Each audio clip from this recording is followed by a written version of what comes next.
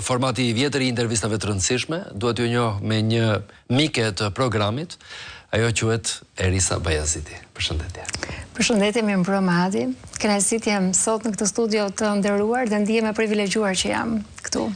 Do të kishte ndodhur intervista jonë Eris, pavarësisht se ti ke marrë një vendim që në listat e hapura të garosh për deputet në Parlamentin e Shqipërisë në Partinë Demokratike. Ti ke ardhur në vëmendjen publike me dy aksione personale.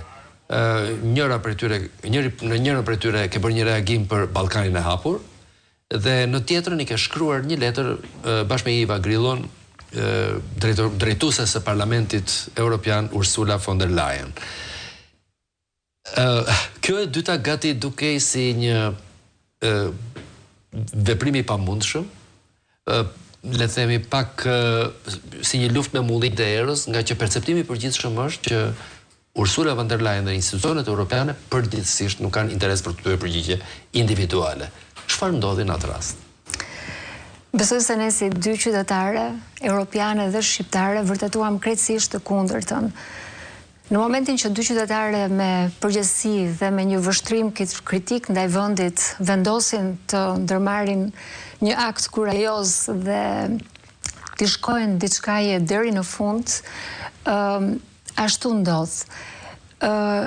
Letra që ne I drejtuam zonjës Ursula von der Leyen ishte një letër e hapur, e cila po përpiqem ti themi regjis që të ma vazhdoj prompterin, të del gjesti im në televizion, kështu që faleminderit Erisa, vazhdoj.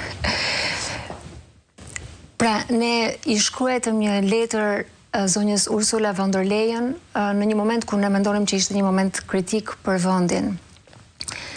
Kjo thirrje e hapur erdhi si një thirrje për ndërgjegjësim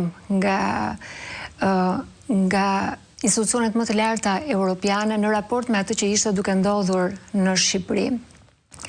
Pam që kjo thirrje rezonoi me zërin e qytetarëve shqiptar, një thirrje e cila herën e parë nuk mori një përgjigje.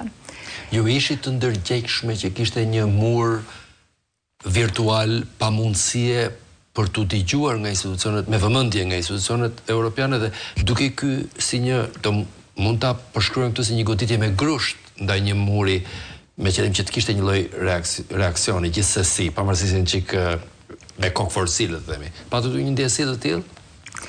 Ndoshta ngjarjet ishin shumë të shpeshta që ndodhnin në Shqipëri dhe dua të besoj që thjesht institucionet kanë marrë kohë për të na kthyer në një përgjigje, sepse në letrën e dytë drejtuar zonjës von der Leyen ne e morëm një përgjigje dhe kjo ishte për ne një arsye për të menduar se Bashkimi Evropian nuk ishte thjesht një spektator, por po e ndiqte hap pas hapi. Kjo është letra që ne po e tregojmë në ekran, është kthimi sa u desh për të kthyer një përgjigje? Letra e dytë është shkruar në tetor të vitit 2024 dhe përgjigjja për të cilën e kemi marrë ka ndodhur në janar të vitit 2025. Nuk e kemi bërtitur marrjen e kësaj përgjigje nga zonja von der Leyen, por mendoj që sot është momenti I duhur për ta prezantuar këtë letër dhe për të treguar forcën dhe zërin e dy qytetarëve të cilat guxojnë të shkruajnë një letër të tillë, për të kërkuar atë çfarë është duke ndodhur në vendin tonë. Pse?